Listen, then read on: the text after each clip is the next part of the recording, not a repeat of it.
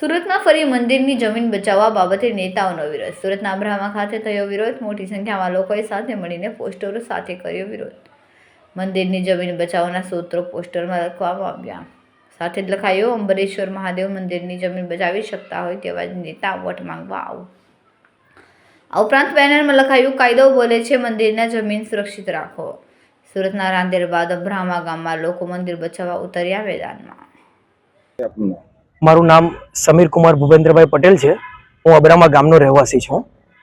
હવે અમે કોઈ પણ ઇલેક્શનનો કે કોઈ પણ પાર્ટીનો અમે વિરોધ નથી કરતા, પરંતુ જે હાલની સમસ્યા છે અમારા ગામની શ્રી અંબરેશ્વર મહાદેવ મંદિરની જે જમીન છે એનો જે વિવાદ ચાલી રહેલો છે, એ વિવાદમાં જે નેતાઓ અમને મદદ કરવા માટે તૈયાર થશે એ નેતાઓએ જ આ ગામની અંદર વોટિંગ માટે એટલે કે વોટ માંગવા માટે આવવું એવો આ અમારા ગામજનોએ નિર્ણય કરેલ છે. એનું કારણ કે ઘણા સમયથી આ વિવાદ ચાલી રહેલો છે અને દરેકે દરેક નેતાઓ એ પછી કોઈ પણ પાર્ટીના હોય, અમે દરેકે દરેક નેતાઓને મળ્યા છે.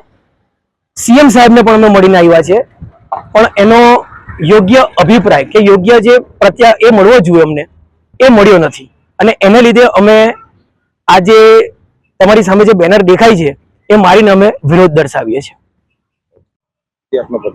મારું નામ નિસર્ગ હેમેન્દ્ર કુમાર ભટ્ટ.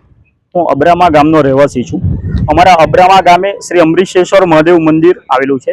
એ મંદિરની જમીનો આ મંદિરના પૂજારી ટ્રસ્ટી બીરેનકુમાર ગિરજાશંકર વૈદ્ય, વલ્લભભાઈ પ્રેમજીભાઈ સવાણી તથા મિતુલભાઈ મહેશભાઈ સવાણીને ચેરિટી કમિશનર સાહેબશ્રીની કચેરીમાં ફ્રોડ પુરાવાઓ રજૂ કરી અને વેચાણ આપેલ છે.